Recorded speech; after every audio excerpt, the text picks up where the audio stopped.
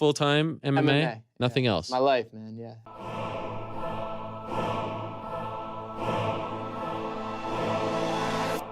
Back to the daily grind. Thanks for checking out the channel.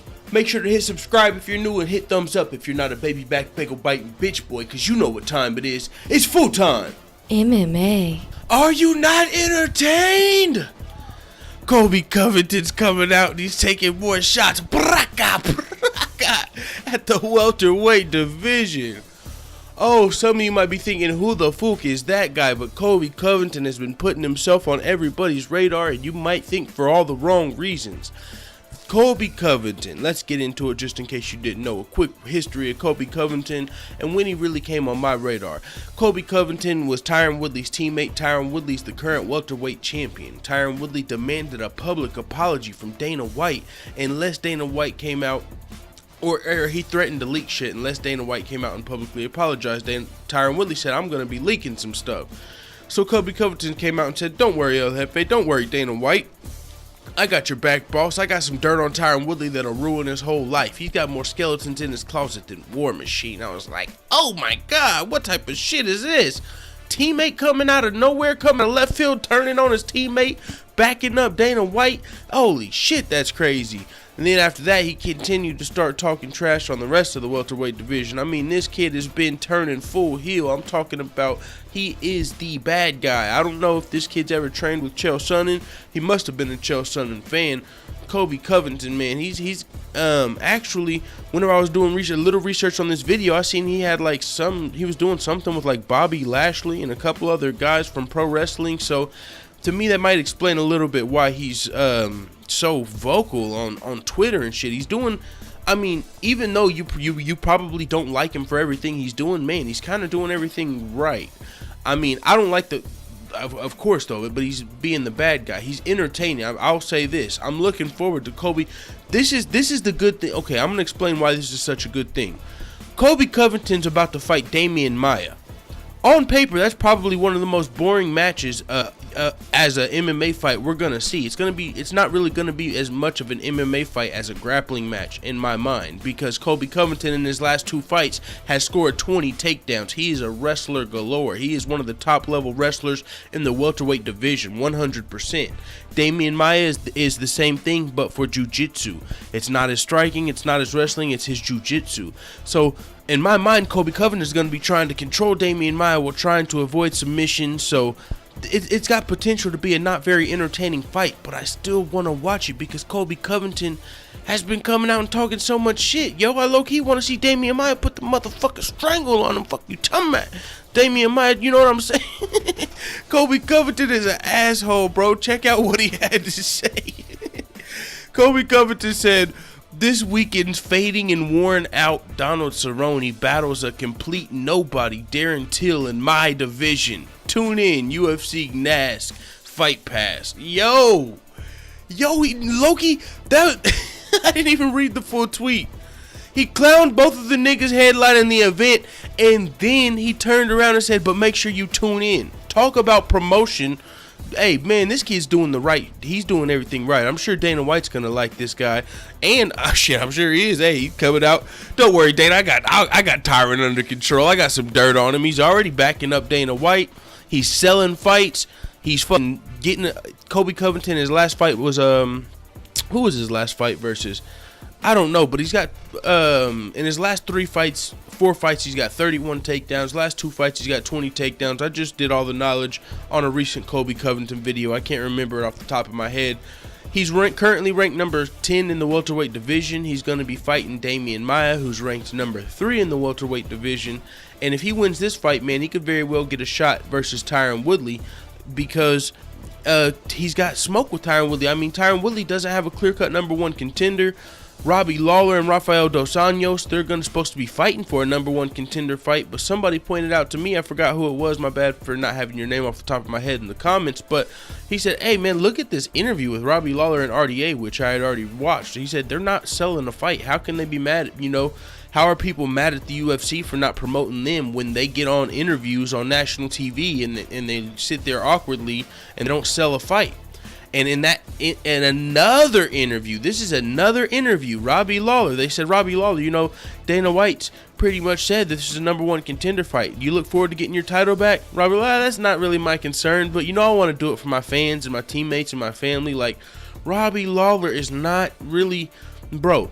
This is if I had a no smoke radar, like a fucking who don't want no smoke, and like my shit would be go ding ding ding ding ding ding ding. Robbie Lawler and Tyron Woodley, bro. It's not looking like Robbie the no smoke, bro. He don't want no smoke with Tyron Woodley. That's just what it's looking like.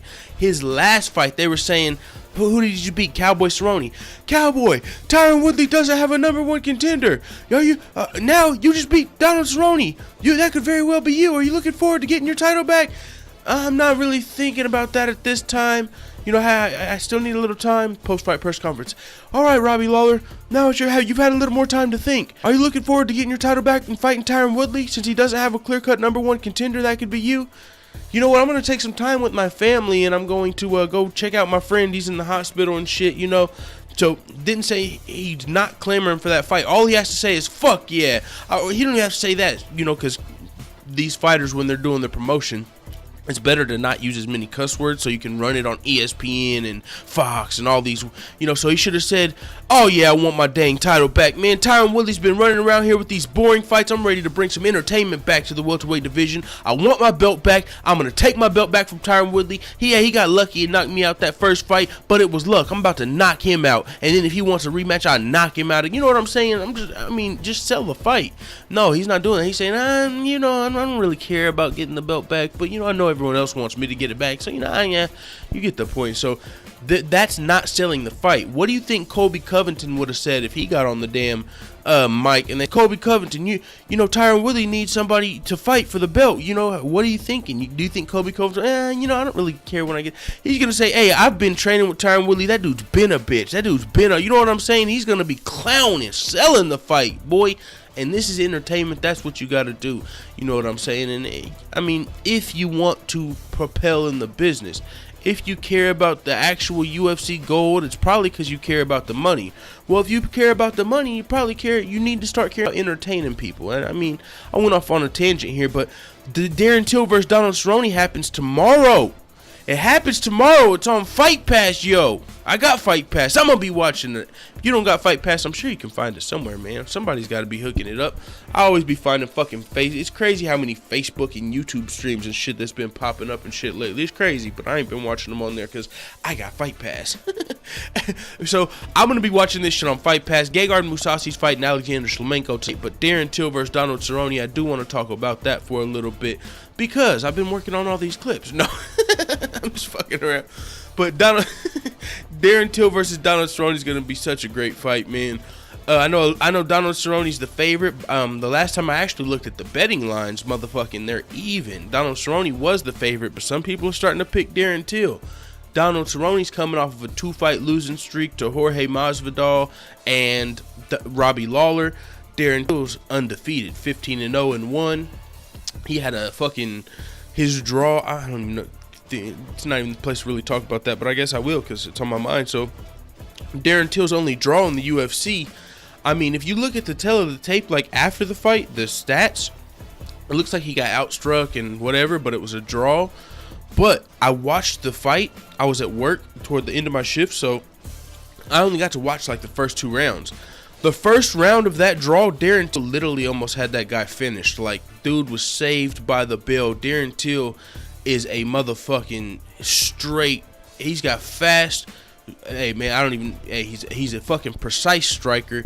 He's well-rounded. Darren Till's young in the game, but yet he's still experienced. I'm really high on Darren Till right now. I don't know if that's just because I've been watching all of his fights lately, and I don't fight, so I you know what I'm saying. Somebody said I watched his fights, and I forget who it was. It might have been my boy Barry Walton. I'm over here giving him a jackass voice. By the way, why do people do that? Whenever you're fucking, you know, recanting somebody else's statement, why do you always give them like a cornier voice? Oh, I was watching the fight. You know, you don't ever give them like a smooth voice. You know, I was watching the fights, and you know, I seen that Darren. You don't ever give somebody a cooler voice than yours. You always fucking, you know, I was watching the fight. So my boy Darren Till, you know, I'm gonna switch it up. He was watching. He told me in the comments, you know, I was watching Darren Till's fights, and you know, I didn't really see what you're seeing full time. You know, he's still got some learning to do. Some shit, some shit like that. But hey, call me whatever the fuck you want. Call me stupid, but I watch his fights and I'm seeing fucking potential. Not only that, he's undefeated. Precision strikes. I mean, he hasn't fought anybody in the top 10 yet, but that's not his fault. Him and Darren Till and Brendan Schaub actually got into it. I don't know if it was on Twitter, Instagram, something, because Brendan Schaub was talking about the fact that Donald Cerrone shouldn't take in this fight. He's saying Donald Cerrone doesn't really, he fights anyone, anywhere, and that's not always the best for Donald Cerrone's career.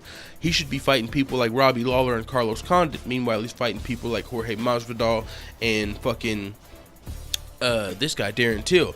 And that's not, I'm definitely not fucking disrespecting Darren Till or Jorge Masvidal with that.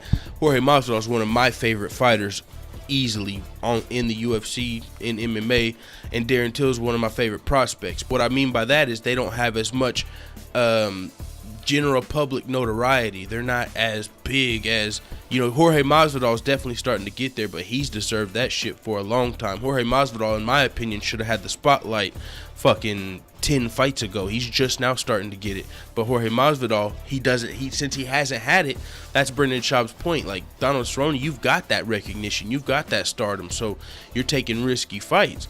Darren Till was like, man, hold up. So how the fuck am I ever supposed to get a shot when I'm undefeated if all of these top 15 guys are saying, oh, I don't want to fight the newcomers, I don't want to fight the guys that are undefeated that aren't ranked. How am I ever going to get fucking ranked if nobody wants to fight me? So I respect Donald Cerrone for taking the fight, because without guys like Donald Cerrone taking fights with guys like Darren Till, Darren Till would never get his opportunity. Because if Darren Till beats Donald Cerrone this weekend, tomorrow, then he shoots into the top 15, and people are going to put some fucking respect on his name, because he'll have a win over Donald Cerrone, he'll have a ranking beside his name in the top 10, he'll be undefeated, and then maybe everybody will start to be as high on Darren Till as me. And then vice versa, if Darren Till comes in here and gets his first loss to Donald Cerrone, I mean, how mad can you be? Darren Till's still very young. He's going to have one loss, 15-1-1. Donald Cerrone's going to come off of his losing streak. It's still kind of a good thing. Now, if Donald Cerrone loses this fight, it's not good, but it could either, that can go to Darren Till being underrated or Donald Cerrone being a little bit over the hill, which I'm not sure is which, but Donald Cerrone is on a 2-fight losing streak, as I said, but he's a fan favorite. One thing about Donald Cerrone is he makes a lot of money in this sport right now. I don't know if that's affected him, as far as the hunger, if it's, I know he still likes fighting everybody, and it was, what was it, only like a year ago when he said he would fight for free, and he'll fight any of these guys for free and shit.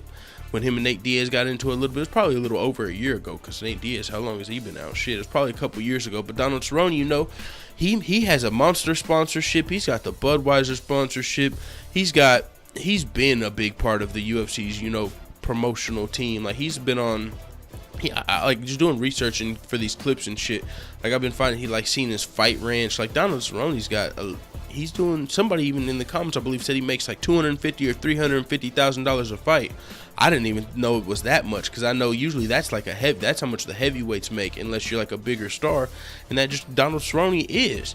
He makes that much money to show up, plus I don't know how much they make for Monster, but I know Monster only really sponsors the biggest fighters in the UFC. Same with Budweiser. I mean, everybody's got on the Reebok clothes, and only a few people got those fucking Monster patches. Donald Cerrone's got it. He motherfucker come out with the Cowboy hat with the Monster fucking tag on that shit.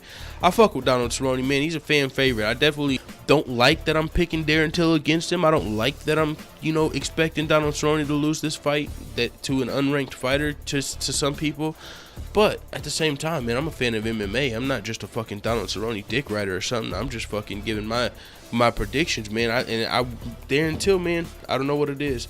I know somebody's watched his fights and they didn't see what I seen. Maybe some of you guys have. I know a lot of you have. Some people, before I even made the prediction, some of you guys were telling me like, hey, Darren Till's about to knock Donald Cerrone. Mark my words. And that was a couple months ago. So I had to watch Darren Till's fights before I went that far, and I still don't know if he's going to knock him out, although it's likely, it's a possibility.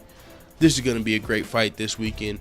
Colby Covington, one last time on his tweet, I forgot that's who this video was about. He said, this weekend, fading and worn out UFC veteran Donald Cerrone. Damn, fading and worn out UFC veteran. Holy crap, Colby Covington ain't fucking around. He said, battle complete nobody. Darren Till in my division. Oh, that is fucking such an epic tweet. So I want to read it one last time before I get out of here.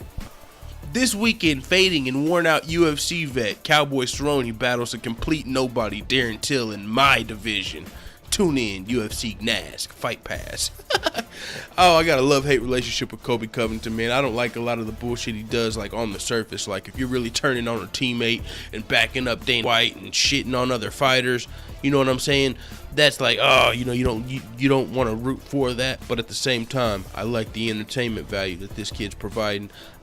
He's got me ready to watch fucking Damian Maia versus Colby Covington. I know a lot of you go, whew, don't bring your casual fans to that fight. If that's the co-main event, I tell you what, that's the fight. Hey, everybody, you guys want to go fucking smoke break or something? I don't even know, because that's going to be a fight for the hardcore fans for sure, in my opinion.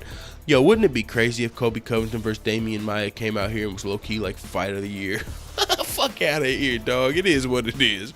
Let the haters know what the fuck you tell me in the comments. I'm out.